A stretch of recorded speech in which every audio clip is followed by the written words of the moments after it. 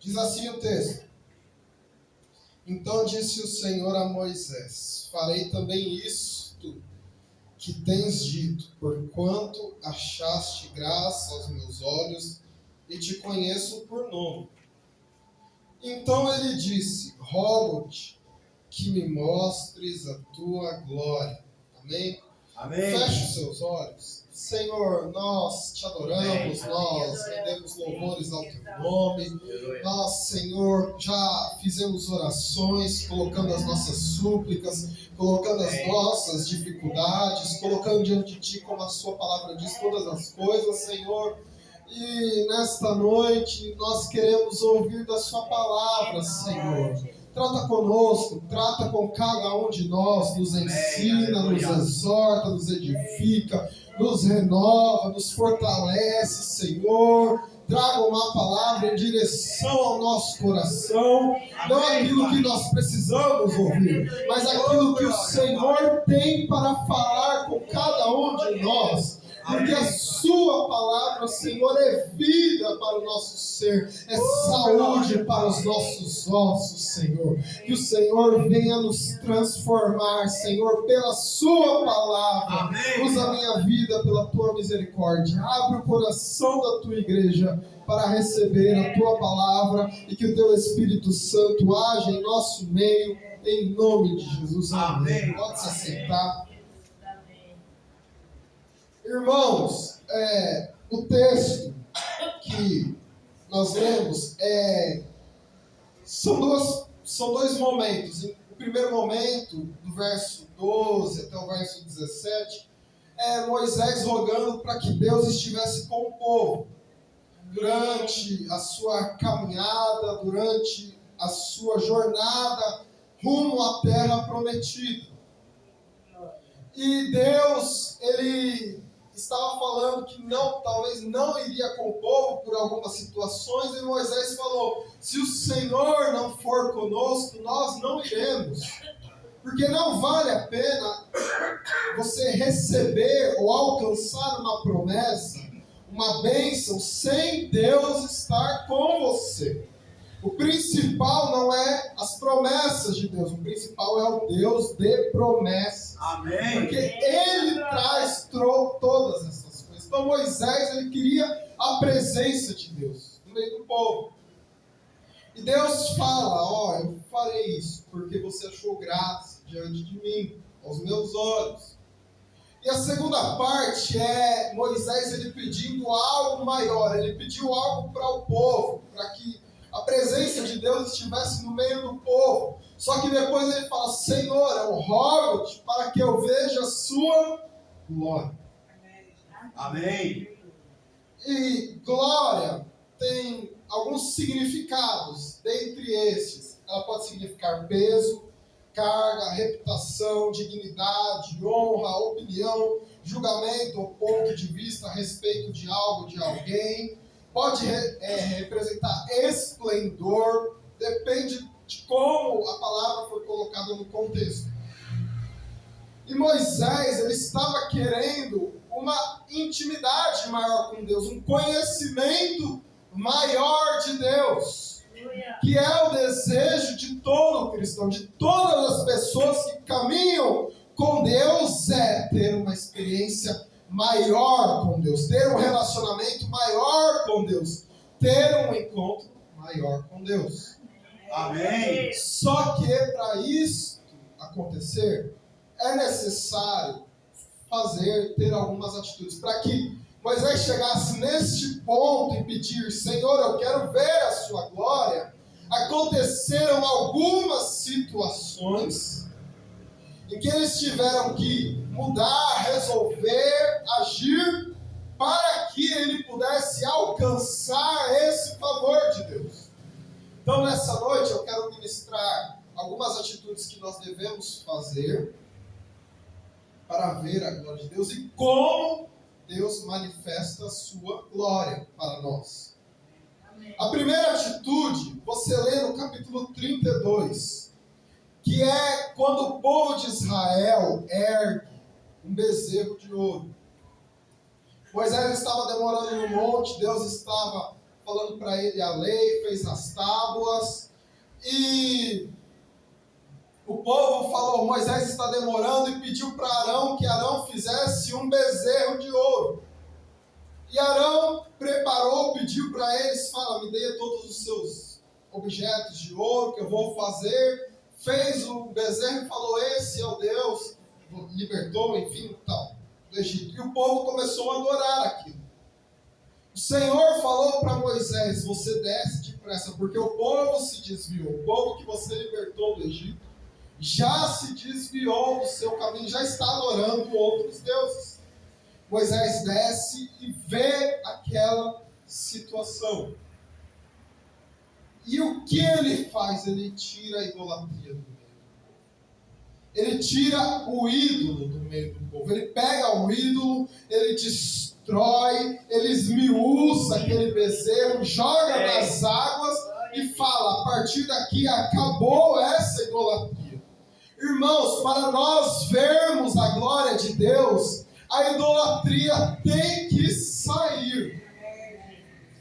O que seria a idolatria? A idolatria, primeiro, como a Bíblia apresenta, principalmente no Antigo Testamento, é você se curvar ou honrar ou dar glória, dar honra, nesse sentido, a uma imagem, atribuindo a ela algum bem feito, alguma benesse, alguma bênção. Para nós, existe pelo menos dois sentidos de idolatria que nós podemos aplicar à nossa vida. Primeiro é a idolatria sendo um local de refúgio,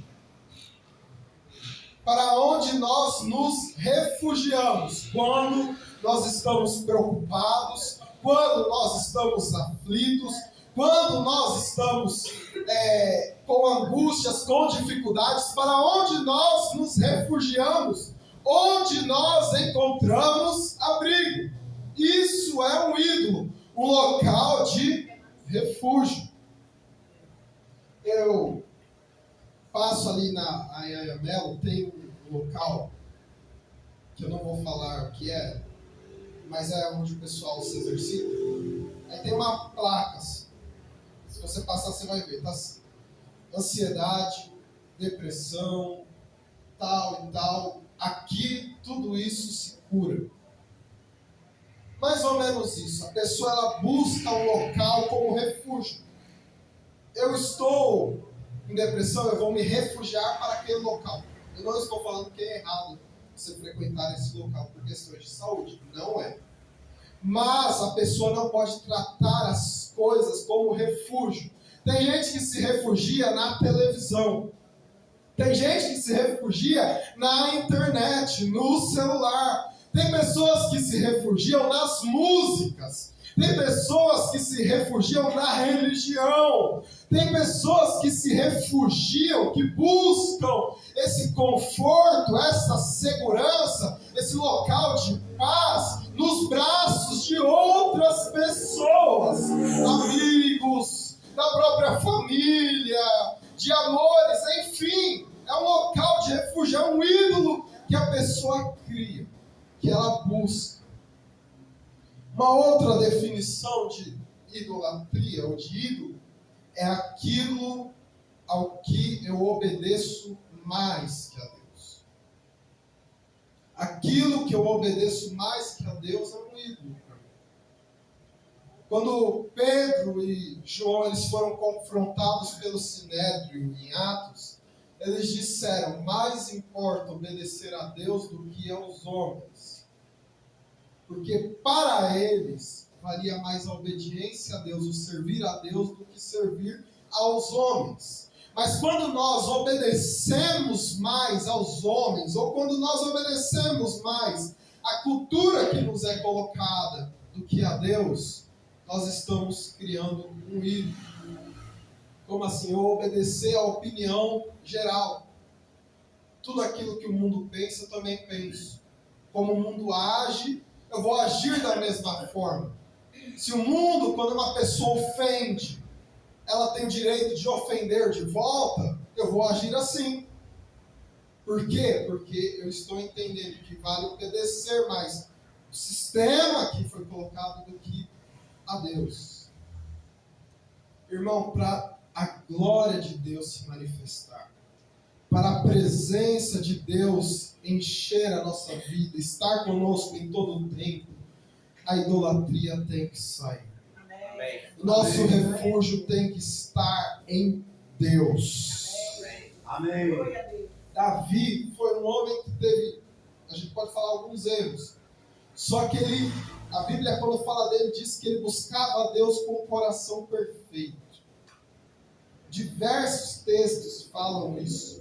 Quando fala de Salomão, fala que o coração de Salomão não foi tão perfeito diante de Deus como era o coração de Davi, seu pai. Por quê? Porque Davi amava a Deus. Ele nunca atribuía glória a si, glória a outras coisas. Ele atribuía glória a Deus. Aleluia. Ele reconhecia a dependência de Deus, a necessidade de Deus, a necessidade da presença de Deus, de estar com o Senhor, de ser protegido e guardado por Deus. Quando ele estava em dias maus, ele buscava a Deus. O Salmo 57, ele diz: Senhor, tem misericórdia de mim, porque a minha alma em ti confia, e à sombra das tuas asas eu me abrigo, até que se passem as calamidades.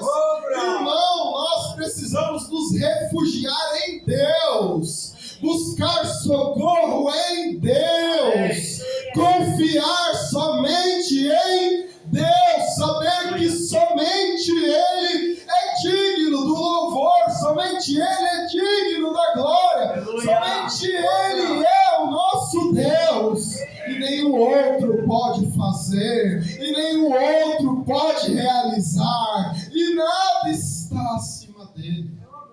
Amém. Nós lemos em Lucas 18 de um jovem que ele chega para Jesus e ele fala: o que eu farei para herdar a vida eterna? E Jesus fala: você conhece os mandamentos? Não terás, matarás, não te faz comer. Então, tudo isso tenho feito desde a minha mocidade. O que me falta ainda? Jesus olhando para ele disse: se você quer ser perfeito, vai, vende tudo que tens, dá aos pobres e você terá um tesouro no céu. Depois vem e siga. Não era só vender também, ele precisava seguir Jesus. Mas naquele momento Jesus abre o coração daquele moço para aquilo que ele não estava vendo, porque o moço acreditava que ele era muito bom, e ele era, aos nossos olhos, aos meus olhos, quando eu leio, ele era um jovem muito bom, acima da média, um jovem que todo mundo gostaria de ter como filho. Mas ele tinha algo no coração dele que era maior do que o Senhor, que era não só as riquezas, mas aquilo que as riquezas poderiam proporcionar para ele. E quando ele está diante de Jesus, Jesus confronta e fala: você vai precisar abrir mão disso que para você é o bem mais precioso, me seguir. Por quê? Porque Jesus tem um caminho mais excelente. Amém. Aquilo que Jesus faz é melhor do que qualquer outro ídolo, porque você adorar um ídolo como os profetas do Antigo Testamento faziam era ridículo, era algo que não entrava na cabeça. Você se dobrar diante de um pedaço de estátua que não pode fazer nada por você, que o homem forja com as suas mãos, que pode ser quebrado, que pode ser queimado, que pode ser destruído. E ele estava falando: olha, você precisa me seguir, viver em nova vida. É isso que você entende, que é o seu projeto de felicidade, não vai te realizar. Eu posso te realizar. Jesus pode nos realizar. Ele não fala para nós abandonarmos os ídolos, aquilo que nós somos apegados, por nada, é por algo melhor, é por algo maior, é por algo mais poderoso, mais glorioso, mais perfeito, é pelo próprio Senhor. Nós abrimos mão disso não é porque não trazia prazer, mas porque nós encontramos um prazer maior. Não é porque era algo ruim, talvez fosse bom, mas nós encontramos algo melhor. Nós encontramos o Senhor, o Deus vivo e verdadeiro, que muda a vida, que muda situações, que muda histórias, que transforma, que restaura, que é poderoso. Amém. Então, o Senhor fala, olha, isso aí tem que ser removido. 1 Coríntios 10, 14, Paulo ele avisa, fugir da idolatria. Corre disso. Sai de perto. Se você vê que algo está prendendo o seu coração, ao ponto de você trocar, você colocar no mesmo nível o Senhor com algo ou alguém, foge disso, porque o Senhor é melhor. Amém. Se nós meditarmos o que o Senhor tem feito por nós, o que Ele já fez por nós, o que Ele está fazendo em nós e o que Ele fará por nós, não dá para trocar, não dá para comparar, não dá para imaginar. O apóstolo Paulo diz o que o olho não viu, o que o ouvido não viu, o que não chegou ao coração do homem, é o que Deus tem preparado para aqueles que o amam. O Senhor tem preparado coisas maiores para você. Não troque aquilo que o Senhor te deu como melhor por aquilo que parece ser melhor. Ele tem o melhor para cada um de nós. Segundo, purificação. Está no capítulo de número 32, do verso 26 em diante. Moisés, ele fala algo muito duro na época, muito firme. Para que os levitas, no caso, saíssem, que se levantaram, fossem e eliminassem aqueles que eram idólatras no meio do povo. Era necessário uma purificação. Irmãos, nós precisamos retirar os ídolos, mas também nós precisamos purificar a nossa vida. Nós precisamos purificar a nossa vida de todo mau pensamento. Se nós queremos ver a glória de Deus, se nós queremos que a glória de Deus se manifeste, nós precisamos purificar o nosso coração. Mateus 5,8 diz, bem-aventurados os limpos de coração, porque eles verão a Deus. Amém. O salmista diz no Salmo 51, cria em mim, ó Deus, um coração puro. E renova em mim um espírito estável. Quando a gente fala de pureza, tem gente que acha engraçado. Tem gente que acha que é ser bobo, que é ser ignorante, que não é ser malandro. Não, um dia uma pessoa que eu respeito muito, pessoa de Deus mesmo, entendeu? Mas a gente conversando, a pessoa falou, você não foi do mundo, falou para mim, você não foi do mundo, você não tem a malícia que eu tenho com relação às coisas do mundo. Eu falei, graças a Deus por isso, porque eu pedi a Deus para tirar, se possível, toda a malícia, porque a palavra diz que a malícia não é coisa do Senhor.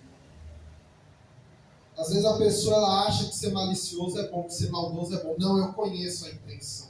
Irmão, só Deus sonda os corações. Só Ele sabe as intenções. Amém. Nós podemos, às vezes, perceber alguma coisa ou outra, mas nós precisamos tomar muito cuidado com o nosso coração. Porque o nosso coração pode estar impuro. E para Deus manifestar a glória, Ele precisa que o coração, a vida da pessoa esteja purificada. E a vida da pessoa é purificada pelo sangue de Jesus Cristo. Amém. É o sangue de Jesus Cristo que nos purifica de todo pecado. A nossa vida é purificada pela palavra de Deus. Amém. João 15, Jesus disse, vocês já estáis limpos ou purificados pela palavra que eu vos tenho pregado. Quando nós ouvimos a palavra de Deus, nós vamos sendo purificados. A nossa vida vai sendo transformada, as nossas atitudes vão mudando. Não é possível uma pessoa ouvir a palavra e não ser transformado por ela. Por quê? Porque a palavra de Deus, ela entra no nosso coração e o Espírito Santo de Deus, que habita em cada um de nós, confirma essa palavra. A gente sai e fala, foi uma palavra que Deus ministrou, Deus falou comigo, Deus tratou comigo, Deus me corrigiu, Deus me exortou, Deus me admoestou, Deus me consolou, Deus me renovou. Pelo quê? Pela palavra dEle. Ele nos gerou pela sua palavra. O Senhor transforma as coisas pela palavra dEle. Nós precisamos nos firmar na palavra. A palavra de Deus purifica o coração. Amém. A palavra de Deus vai transformando as coisas. Então, se a pessoa está com o coração impuro, ela está com a vida impura, ela precisa purificar. Ela precisa falar, Senhor, eu preciso ser purificado.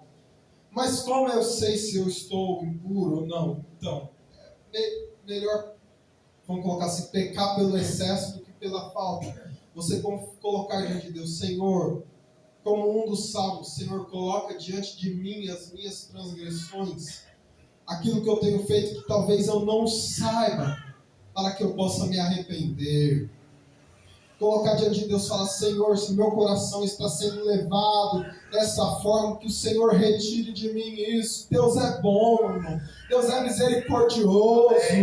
Deus é amigo. Deus é o nosso consolador, o Pai das misericórdias. Ele pode nos ajudar.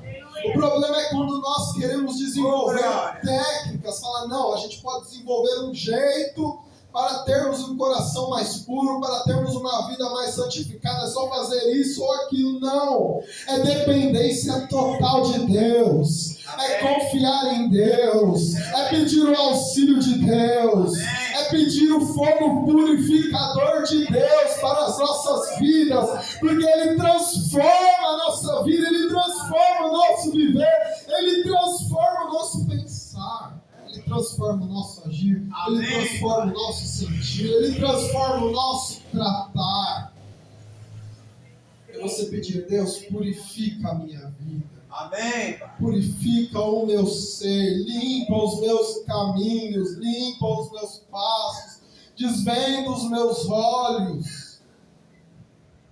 Quando os leprosos chegavam para Jesus, eles viam a sua doença e eles precisavam ser purificados fisicamente. Mas tinha hora que Jesus falava, vocês precisam purificar o coração de vocês. E a purificação começa interno e se manifesta externamente. Mas não é o contrário, não, começa internamente. Porque Jesus disse um dia, vocês me honram com os seus lábios, mas o seu coração está longe de mim. Em vão, porém, me adoram. Ele não estava falando para a gente que não estava adorando, que eram pessoas que estavam cantando, que estavam pulando, que estavam... Só que eram pessoas que não tinham um coração firme, um coração voltado para o Senhor. O Senhor, Ele quer transformar o nosso coração, o nosso viver. Ele quer transformar os seus passos. Ele quer colocar você em um solo firme, em uma rocha poderosa, que você não será abalado. Deixe que o Senhor purifique você, purifique a sua vida, e você verá o Senhor te levar para as mais altas alturas. É só você falar, Senhor, purifica a minha vida. Amém. E tomar atitudes para isso. Como o texto diz, Moisés falou, vocês vão precisar tomar uma atitude, uma decisão. E o povo se levantou e agiu em prol daquilo, porque era necessário. Terceiro, que é necessário para ver a glória de Deus? É arrependimento. Do capítulo 32 de Êxodo, do verso 31 ao verso 34, Moisés, ele vai diante de Deus e ele confessa, fala: Senhor, esse povo pecou, pecado grande, fazendo para si deuses de ouro. Agora, pois, perdoa o seu pecado. Se não, arrisca-me, peço-te, do teu livro que tens escrito. E aí, Deus traz uma palavra para nós. Nós precisamos nos colocar em local de arrependimento. Irmão, o crente cheio do Espírito Santo é um crente que se arrepende. Amém. Onde está isso? Está na palavra, em Atos 2, quando Pedro está pregando, no verso 37, ele diz: arrependei-vos e convertei-vos, e cada um seja batizado para a remissão dos pecados, e recebereis o dom do Espírito Santo. Amém. Nós precisamos nos arrepender. Colocar diante de Deus aquilo que nós temos feito de errado, aquilo que talvez está nos faltando fazer, que é que a gente chama de negligência, deixar de fazer algo que é certo. Tiago 4,17 diz que aquele que sabe fazer o bem e não faz, comete pecado. Se a pessoa sabe fazer o que é certo, ela não faz, ela está pecando. Então você colocar diante de Deus, se arrepender, falar com Deus. Como eu citei Davi não foi um grande homem de Deus porque ele não errou. Mas ele foi um grande homem de Deus porque ele era quebrantado, ele sabia se arrepender. Amém. Ele não se escondia. Quando ele era confrontado por Deus, ele falava: eu pequei.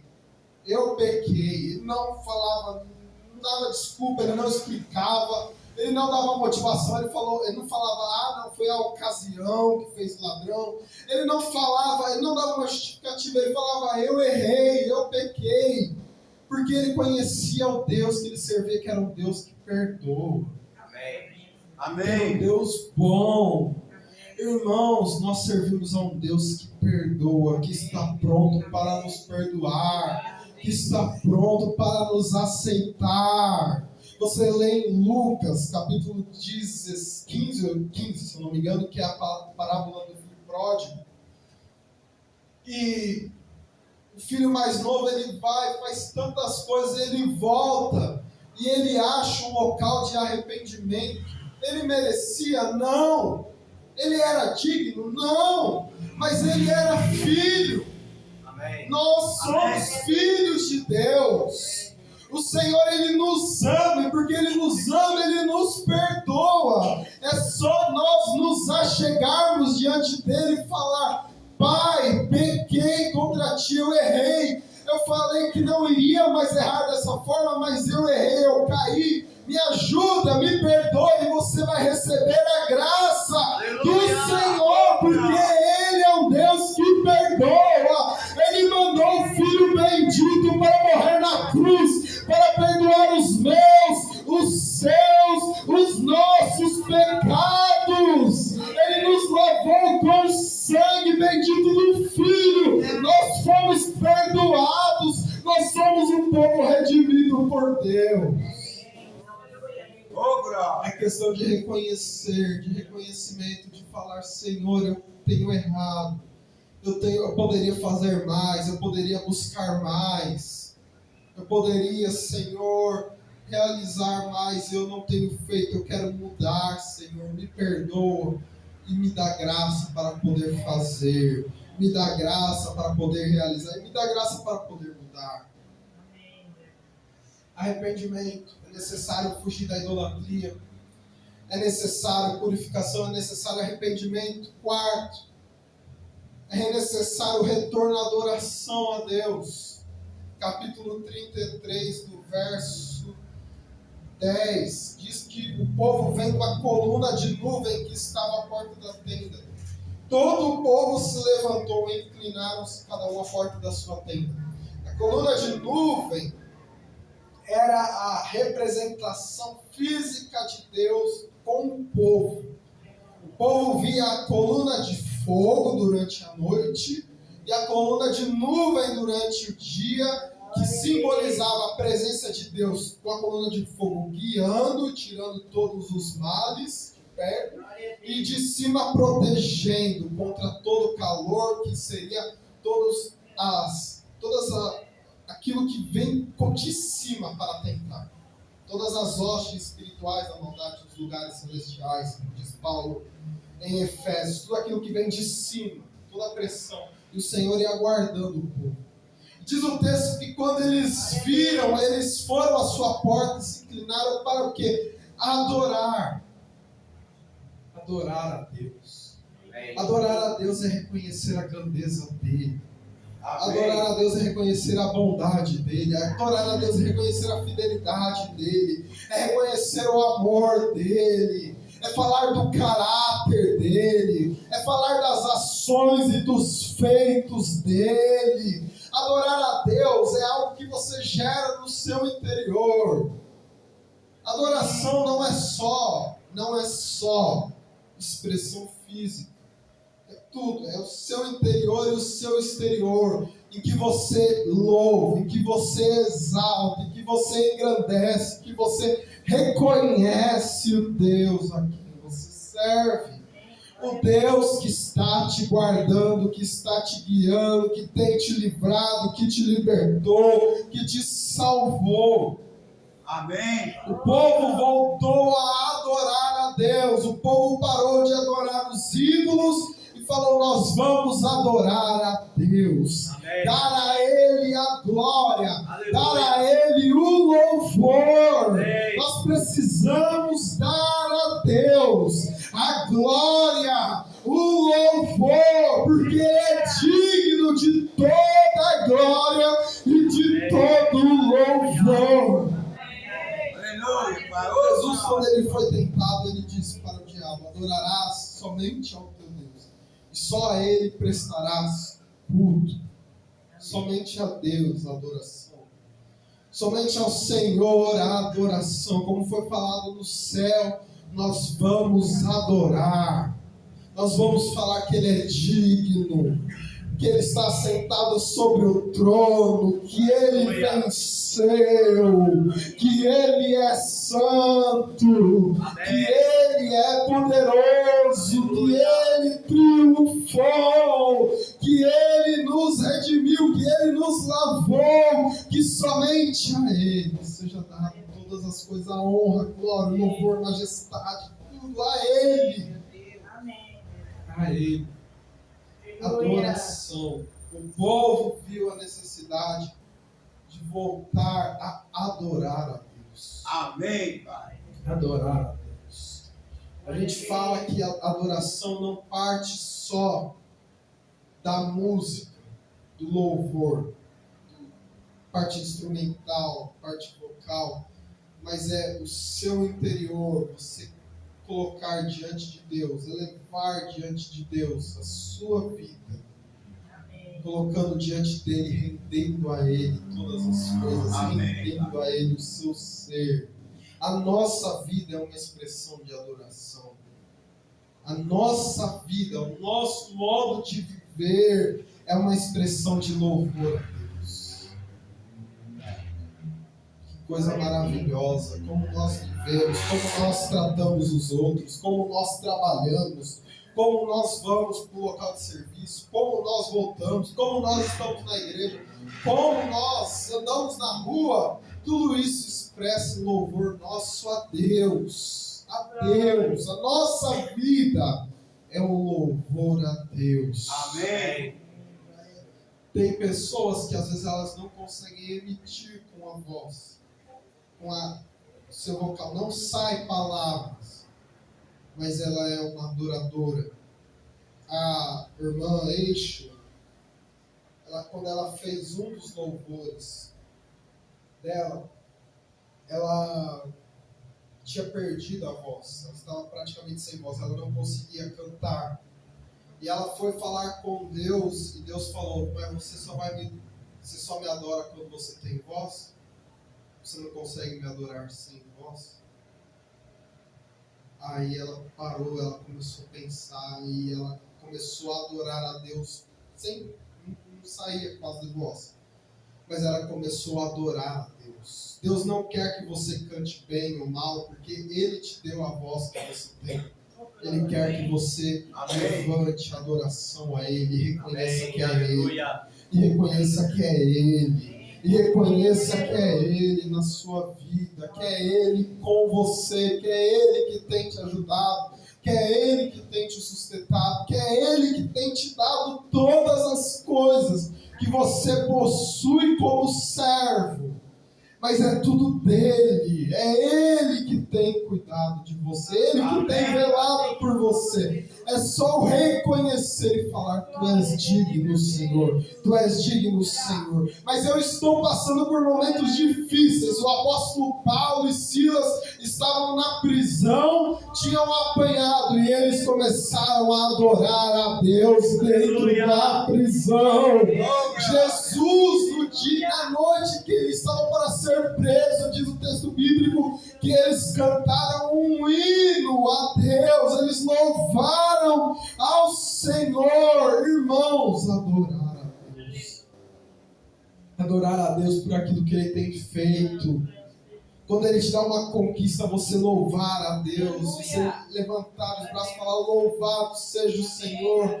Mas no meio da dificuldade também você levantar as suas mãos e falar: Senhor, eu te louvo porque eu sei que Tu vives e que em algum momento o Senhor vai se levantar em minha causa. Adoração, como uma pessoa disse para o meu pai, é algo que custa muito caro. É algo que o diabo ofereceu para Cristo. Te dou tudo se você prostrado me adorar.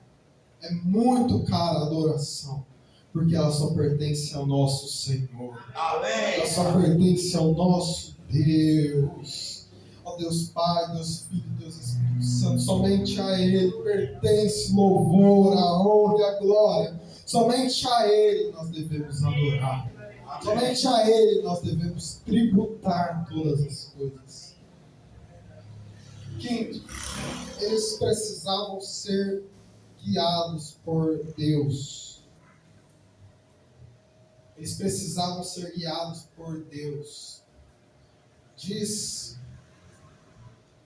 que no verso 21 do capítulo 33, que o Senhor fala para Moisés: você quer ver minha glória? Então você vai se colocar um local junto a mim, e ali porás sobre a penha. Êxodo 33, 21. Deus fala: para você ver, você vai ter que ser guiado por mim. Nós precisamos ser guiados por Deus, levados por Deus. Eu quero ver a glória de Deus, eu quero ter uma experiência com Deus, eu quero ter a minha vida transformada. Eu preciso ser guiado pelo Senhor. Porque somente Ele sabe o local para se revelar. Às vezes a gente quer criar um ambiente, vamos criar um ambiente de adoração, enfim, que Deus vai se manifestar. Pode acontecer, porque a palavra diz que onde 2 ou 3 estiverem o meu nome, Ele está no nosso meio. Mas eu ouvi um pregador também dizer que não quer dizer que Jesus está no meio que Ele se manifesta.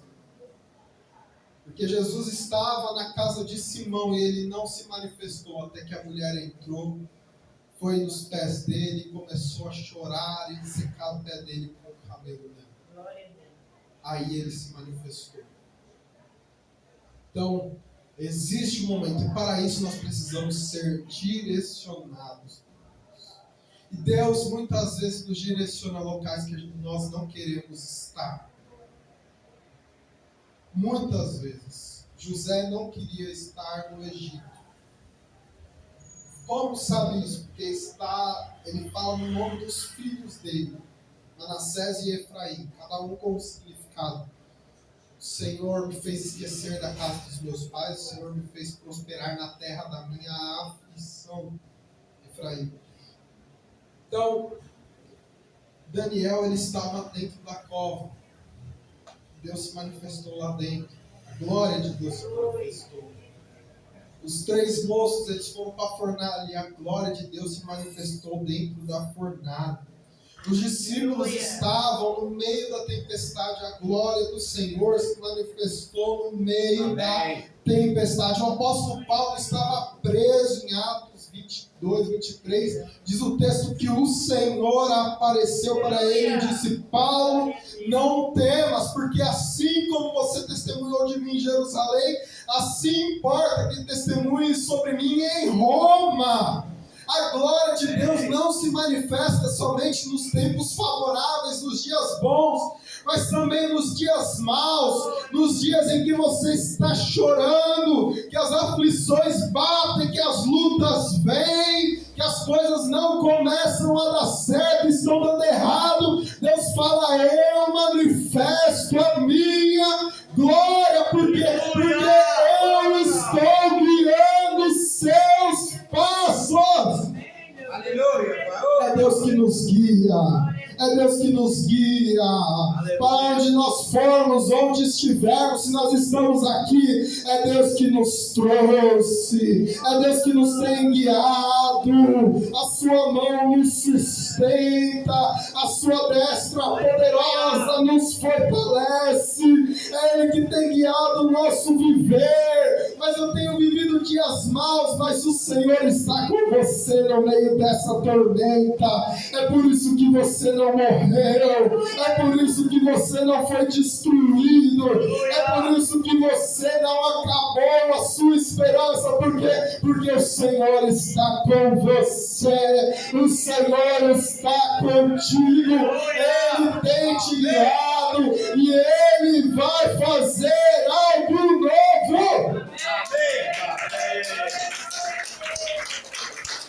Ser guiado por Deus. São 5 coisas. Fugir, abandonar os ídolos. É você purificar o coração, se arrepender, voltar a adorar e ser guiado por Deus. E aí, como é que Deus manifesta a sua glória? Qual é a manifestação máxima da glória de Deus? É por meio de Jesus Cristo. João 1,14 diz: mas Ele se manifestou, falando de Jesus, e nós vimos a sua glória. Glória como do unigênito do Pai, cheio de graça e de verdade. Se nós queremos ver a glória de Deus, nós precisamos olhar para o Filho bendito Jesus Cristo. Amém. Nós precisamos fixar os nossos olhos nele, como diz Hebreus 13, Hebreus 12, 2, olhando para Jesus, o autor e consumador da nossa fé. Fixar os nossos olhos no nosso Senhor. Ele é aquele que Ageu diz que a glória da segunda casa, da última casa, será maior do que a da primeira, diz o Senhor dos Exércitos. E nesse lugar darei a paz, diz o Senhor dos Exércitos. Por quê? Porque ele estava falando do Filho que entraria no templo, naquela casa, quando ele foi levado por Maria. Quando nós queremos ver a glória de Deus, nós precisamos focar em Jesus. Amém. Nós precisamos focar nosso ver, o nosso olhar, o nosso observar somente em Jesus. Deus quer manifestar a glória dele para você. Deus quer revelar para você a glória dele. Fixe os seus olhos em Jesus. Foque o seu olhar em Cristo. Olhe para aquilo que ele realizou, para a sua obra gloriosa. Seja alguém cheio do Espírito Santo. Amém. Para que, como Estevão, no pior momento da vida, ele viu os céus abertos e ele viu o Filho do Homem. Ele viu Jesus Cristo. Aleluia.